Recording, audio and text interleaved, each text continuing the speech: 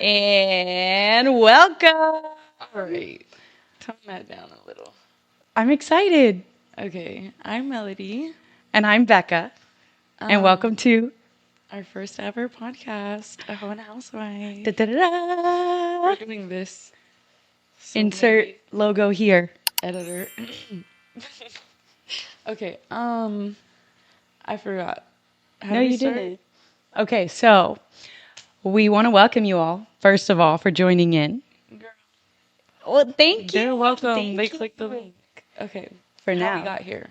Yes. So, I mean, I guess we all know how I got here. It was a very similar couch, except it was white.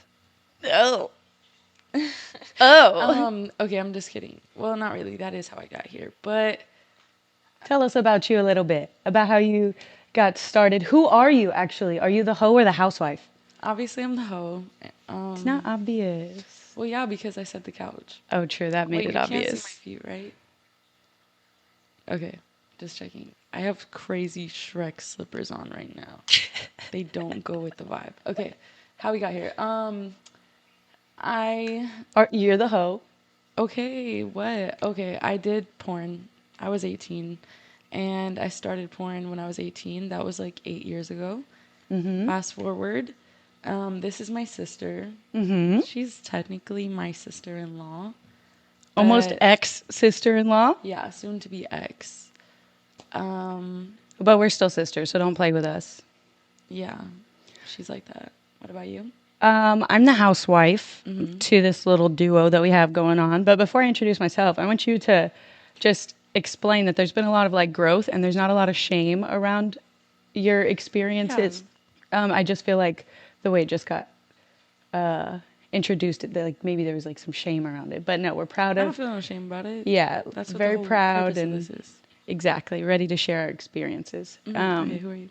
I'm the housewife, but now I'm an ex-housewife, and but I still do the role very well. And I have 3 little girls that I take care of. So housewife, house mom. You're gonna hear all types of crazy perspectives and stories. And together, she helps me raise them, and we're raising 3 little humans together. And so it's just a lot of fun experiences, and we're excited to share lots of different things. Okay, first question. Who are you like at 18? And I'm sorry. What were you like at 18? How'd that girl become the woman on this mic? All right. Well, first of all, at 18, I would not have expected myself here. But for many reasons, because when I was 18, I was super wild. I was partying. I was drinking. I was like an alcoholic before I turned 21. And then I stopped drinking because I got pregnant, and I haven't drank since. And I wasn't expecting myself to ever really get married or have kids or be a mom. So that kind of shifted things. So now I just kind of take advantage of the cards that I've been dealt, and I do really well at what I do, which is being a wife to now nobody, but when someone comes along, right. And now I'm a really good homemaker. So definitely has changed and shifted. I wouldn't have seen this happening. What about you? Very different. I guess I kind of not saw this coming, but a little bit I did in high school. I didn't though. She didn't. She feels a way about it. She took it personally for a while. Really had nothing to do with her. I felt like I was the one who guided it to happen, and I didn't even mean to. It's because she gave me a jacket. Yeah, but it was like your key to adulthood. So I feel. She says.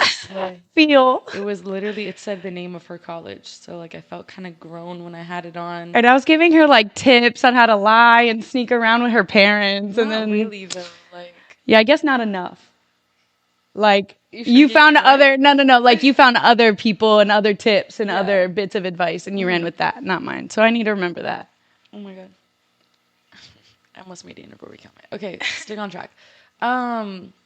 So the woman I am today is different than the woman I was at 18 drastically, I would say, because I don't know, I guess in a very not sad way, I just didn't think I was going to be this old. And I didn't think I was going to live this long. So I think I couldn't even In general, you didn't think envision. you were gonna live this long? Yeah, I know. It was like a super sad time when I was 18.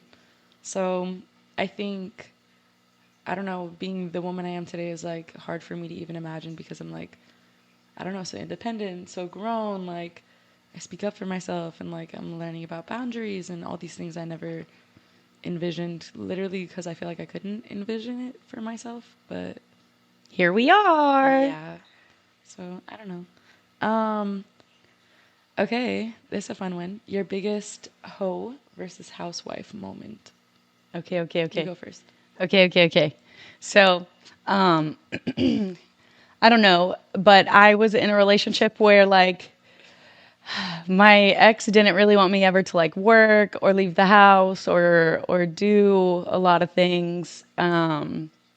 He's very controlling in that aspect. So when I was like doing little things like cleaning and getting random little bits of money or if I was going grocery shopping, I would take some of the grocery money and I would buy like gift cards, right, for Christmas. My idea was to buy 12 gift cards for his stocking so that for the next year we could go out on a date once a month. And I And would she means literally the next year. Like she was saving up from like January yeah. starting. Yeah, it was a lot of money and it was a lot of gift cards, like concert tickets, so many different things, cool experiences. And he opened it, wasn't really reactive to it. He almost seemed a little like upset because his point of view is like, oh, we never had the money for it, but he never saw the money disappear. You know what I'm saying? So he had, in my eyes, he had no reason to be like upset about not having the money for it because the money was there, it was spent, and we were fine. Like we had survived. Girl math. Yeah, we were fine.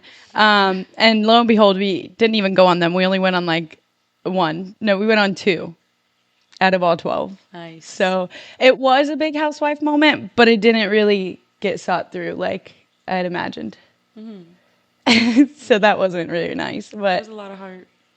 yeah, I tried. I tried. Um, Yeah, let's hear yours. Mine's What's your very biggest hoe different. moment? I think the hoe moment is a subjective term, first of all, because it could have been a lot of moments. So Right. arguably, some people would say different moments. But for me, This is like the most fun one, maybe. a very like in my melody, in my Prime. yeah, like I don't know, I was just her. It was All right. it All right. was a Let's hear moment. it. Um, it was one weekend, and it was 4 NFL players, and I was working. Let's just say that I was doing business with 4 NFL players simultaneously in one weekend, in one city. 4 in one weekend. You gotta do what you gotta do. Were they at least on the same team? Absolutely not. I don't even know why they were all here. I'm sorry? How did you No. randomly get different players from different teams to do business with you in the same You know- city in the same weekend? You know what city girls say? It's that season. Yeah. Okay. Okay. That Yeah. was, yeah. That was Gold star. Very, very 5 out of prime. 5. Thank you. Aw. Okay. So I've got the next question. I'm ready. All right. So how do you think our dynamic changed after we became ex-sister-in-laws and that we remained close? Like, how did we remain close? Valid. Honestly, I think it got closer. I feel like we could both attest to that our relationship got closer because I feel like I feel like my brother, sorry, just kick him under the bus, shovel the Man-child. rocks. Like, I mean, while we're at it, but I mean, I'm just being real. But I feel Clearly, like that was a big wall between our relationship. yeah, and I feel like it was just hard because I think also he was a lot manipulative in the sense that he would like weaponize our relationship as like a way to For sure. like get certain things out of me. So I feel that it made our dynamic more uncomfortable.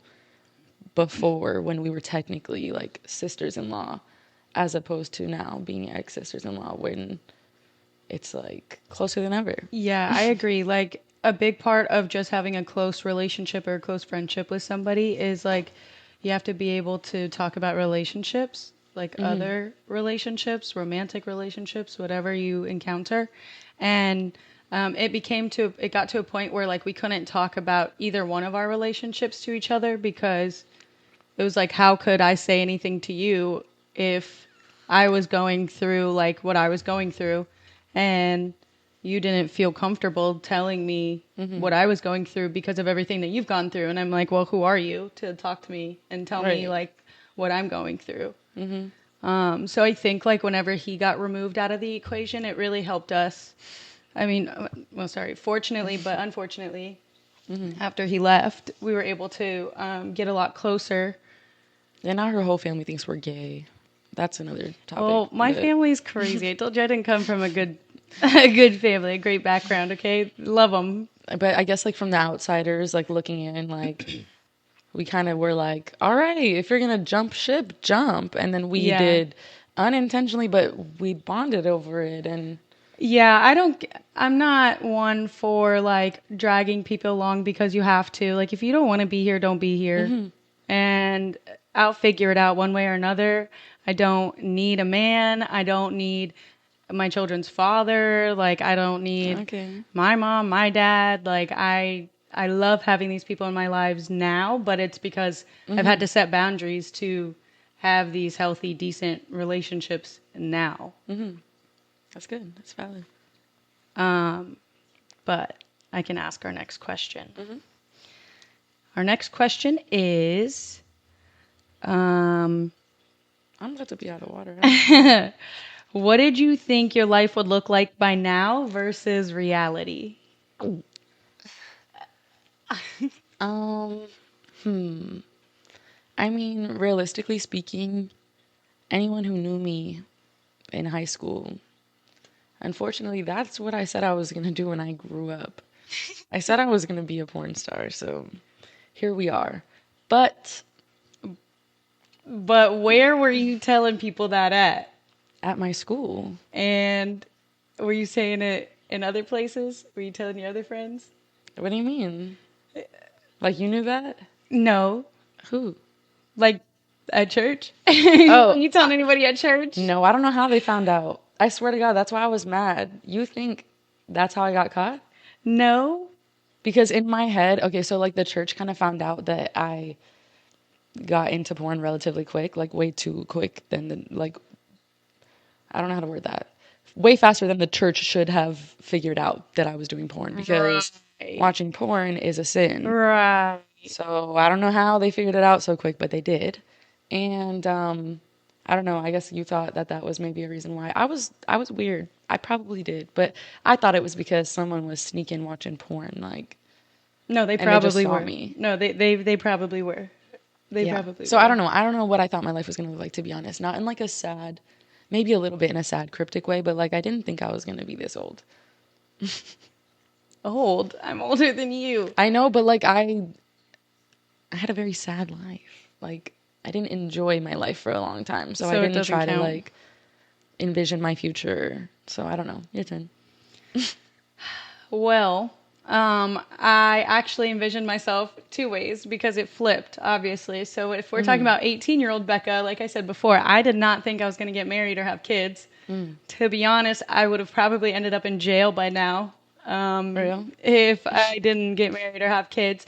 And then when I did get married, obviously that changed, and I thought I was going to be together forever. Yeah, together forever. I thought I was going to have a husband, a home. Like how devastating and sad is it that when we're separating right now, we don't have any assets to fight over, and we were together for 10 years. Yeah. So I said man-child. That's what I'm saying. I was definitely seeing myself one or the other extreme. Yeah, I can understand that. Yeah. So now I guess, I don't know, it's not either, obviously. Yeah, but like that doesn't mean that we're unhappy. We're very happy in this whatever space this is. Oh, yeah. So that also goes to say, like, just because your life isn't like panning out exactly how you like mapped it or envisioned it. Like that doesn't mean it's not going to be great or something even better. So Right. I don't know, guys. Agreed. Hold on. Gets better, but it also gets worse sometimes. So I don't know. Don't hold me to it. But that's good because things always have to get worse before they get better. No rain, no flowers. See, we're just full of it. We're just full of it. Right. Don't you just love us? Okay, last question. Last question. When you realized you needed to heal and why? Okay, well, damn. You didn't say the last one was going to be so heavy. Oh, I should have read ahead. I'm acting like I didn't write the questions. Okay, so I think my moment was kind of like, I don't know why I feel like it was such a specific moment in time. And I don't know if my friend wants me to use her name on here yet. But we do have a fake name her and I like to use when we go to the club sometimes. So I'll just say that. I'm also going to talk about a friend. And it was a fake name? I was just going to call her my friend. You should name her. Anyway, so I think the moment in time I realized I needed to heal, I was with my friend Lola from Hannah Montana. You know the one with the wigs, Lola? Yeah. Because I was Lock Hannah in. Montana, so she was Lola. Lock in. Anyways, the moment I realized I needed to heal was we had this conversation when I was like in this super, super unhealthy, toxic relationship. You know the one? Oh, I know the one. Yeah. And she had asked me, like, I had been through so many experiences with him, like suicide attempts, near-death experiences, drug addictions, like just so many phases we had. And I think by this point she had asked me, she was like, at what point is it like enough? Like, what's too much for you? And I was like, what do you mean? I love him. And I don't know, I just kind of had this like realization. We had this conversation, obviously, that led to this realization that I didn't have like any boundaries. Oh. I thought like loving someone just meant like with your all, and that unconditionally it meant like unconditional tolerance as well, you know? So I think that was my turning point, that I realized I needed to heal. So I'm not saying I'm fully healed now. It's a very long journey and it's not linear, but yeah. What about you? That was a good So one. lighthearted. That was a good one. Thanks. I think a turning point when I realized I needed to heal, I was crying in my closet. I was just so She doesn't overwhelmed. cry as much as me. Yeah. So that's supposed to be shocking. Yeah, sorry. Wow. So I was crying in my closet because I was overwhelmed. I had postpartum depression really bad. My kids are back to back to back. I had them back to back to back. So they're all each a year apart. So at one point I was taking care of a 2-year-old, a 1-year-old, and a newborn. And I was just trying to get all the advice I could to be a mom to 3 kids and also balance out my relationship with my husband at the time. And I was just so overwhelmed, like I just couldn't get anything right. And my babies were always crying and my husband was never happy. And so I was never happy. So I went into my closet and I just broke down and I cried, right? Oh, and also, at what point did your children get diagnosed? Right. Was this relative to this? Yeah, so it was all Okay. around the same time. Because you haven't mentioned that at all. Yeah, so also while I'm taking care of my 2-year-old, my 1-year-old, and my newborn and my 1-year-old get diagnosed as profoundly deaf. So they're the first ones in our family. No one in my family has any differences. And it was just a huge shock. And I just felt like I was the only one really taking in on the information and ready to go with the flow with our new lives. So Yeah. when I was on the phone, my friend, I called her, she's a therapist, and she actually was just letting me vent to her for a little bit. And she explained that there's a difference between what I'm feeling, because I was like, oh, it's mom guilt, it's mom guilt. She goes, actually, I think you're confusing guilt with shame. And I think you're actually filled with shame. And it's not so much the mom guilt. Like, sure, you feel guilty about things, but like you're being made to feel shameful about yourself. Like, it is you that's the problem. You're the one who's not going to be able to fix it. And So then I started to realize, like, that's never something that I taught myself. Like, I've always loved myself enough to not blame myself for, like, just natural things that had to happen. So then I realized, like, oh, it was my relationship. Like, he was not nurturing me. He was not feeding into me, especially at a time when I had postpartum depression and I was trying to take care of 3 babies, 2 medical diagnoses, now meeting so many, like, doctors and people I never thought, a whole new community I never thought I would be able to get to know.